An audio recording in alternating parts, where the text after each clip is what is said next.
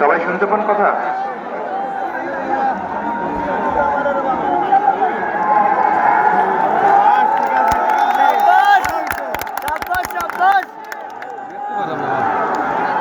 আচ্ছা, এখন চুপ করতে, কথা শুনতে হলে চুপ করতে হবে, কথা শুনতে হলে চুপ করতে হবে, সবাইকে শান্ত হয়ে বসতে হবে। অনেক দূর থেকে এসেছেন, দুপুরে আপনারা খান নাই, আমি খাইনি, কেউ আমরা খাওয়া দাওয়া করিনি দুপুরে, সবাই কষ্টে আছে, কাজেই স্থির হয়ে বসতে হবে, তাহলে কথা বলবো। চুপ, একদম বসতে হবে, চুপ করে বসতে হবে, চুপ করে শান্ত হয়ে বসতে হবে। বিসমিল্লাহির রহমানির রহিম।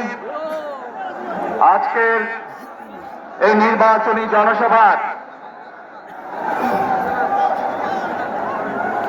মৌলভীবাজার জেলায় অনুষ্ঠিত আজকের এই নির্বাচনী জনসভার সম্মানিত সভাপতি, মঞ্চে উপস্থিত ধানের শীষের প্রার্থীগণ, উপস্থিত নেতৃবৃন্দ এবং আমার সামনে উপস্থিত মুরব্বীবর্গ, এলাকাবাসী সহ জেলাবাসী সহ সকল ভাই ও বোনেরা, আসসালামু আলাইকুম। আসসালামু আলাইকুম। আপনারা কেমলা নাইছন?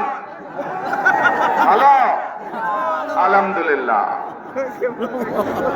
প্রিয় মুরব্বীবর্গ, ভাই বোনেরা, এই যে তাহলে কথা বলা যাবে না, এইসব করলে কথা বলা যাবে না রে ভাই। যারা এসব করবেন আমরা ধরে নিতে হবে তারা বোধহয় আপনারা অন্য কোনো জায়গা থেকে এসে মিটিং নষ্ট করছেন। যারা স্লোগান দিবেন এখন বক্তব্যের মধ্যে, তাহলে আমরা ধরে নিব যে আপনারা অন্য জায়গা থেকে এসে মিটিং নষ্ট করছেন। কথা শুনতে পাই, মানুষ দাঁড়িয়েছে কথা শোনার জন্য, অপেক্ষা করছে। প্রিয় মুরব্বীবর্গ, ভাই বোনেরা, এই যে আজকে এখানে লাখো জনতা, এই যে আমরা আজকে এই যে নির্বাচনের দিকে আগাচ্ছি, কিভাবে আমরা আগাচ্ছি, কি পরিস্থিতিতে আমরা এই জায়গায় এসে দাঁড়িয়েছি আপনারা দেখেছেন, আপনারা জানেন, সব আপনাদের সামনে ঘটেছে। কি গত 15-16 বছর ধরে আমরা দেখেছি নির্বাচনের নামে, তথাকথিত নির্বাচনের নামে কতগুলো তামাশা হয়েছে। একবার আমি যাবির নির্বাচন হয়েছে, একবার নিশিরাতের নির্বাচন হয়েছে, আরেকবার ভোট চুরি নির্বাচন হয়েছে। একটির পর একটি তথাকথিত নির্বাচন হয়েছে, অর্থাৎ জনগণকে ভোট দিতে দেয় নাই।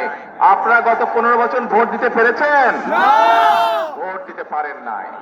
প্রিয় ভাই বোনেরা, এই যে 2024 সালের যে 5ই আগস্ট এই দেশ থেকে যারা পালিয়ে গিয়েছে, একটা দল এই দেশ থেকে পালিয়ে গেছে না? এরা গত 15-16 বছর বাংলাদেশের মানুষের ভোটের অধিকারকে কেড়ে নিয়েছিল, মানুষকে ভোট দিতে দেয় নাই। এরা বাংলাদেশের মানুষের কথা বলার অধিকার কেড়ে নিয়েছিল, কথা বলতে দেয় নাই। কেউ যদি প্রতিবাদ করত অন্যায়ের, তাদের অন্যায় কাজের প্রতিবাদ করলে হয় তাকে গুম করত, না হলে তাকে গায়েবী মামলা দিত, না হলে তাকে মিথ্যা মামলা দিত, তা না হলে তাকে ধরে নিয়ে যেত, হত্যা করত। এরকম সারা বাংলাদেশে হাজার হাজার শত শত এরকম ঘটনা ঘটেছে না? ঘটেছে। এখন প্রিয় ভাই বোনেরা, শুধু যে তারা মানুষের বাক স্বাধীনতাকে হরণ করেছে তা নয়, শুধু যে মানুষের ভোট ছিনতাই রাহাজানি করেছে, ভোট ডাকাতি করেছে, শুধু তাই নয়, তারা এই বাংলাদেশের মানুষের অর্থ সম্পদ টাকা পয়সা সব লুটপাট করে বিদেশে পাচার করে নিয়েছে। এবং এই কারণেই আপনারা দেখেছেন, এই যে এখানের বক্তারা বললেন যে গত 15 বছর এই এলাকার না কোনো মেডিকেল কলেজ হয়েছে, না কোনো হাসপাতাল হয়েছে, না কোনো রাস্তাঘাটের অবস্থা ভালো হয়েছে। কোনো উন্নয়ন কাজ হয় নাই। দেশনেত্রী খালেদা জিয়ার সময় 2001 থেকে 2006 সাল পর্যন্ত আমরা অনেকগুলো, সাইফুর রহমান সাহেব অনেকগুলো প্রকল্প করে নিয়েছিলেন এই এলাকার উন্নয়নের জন্য।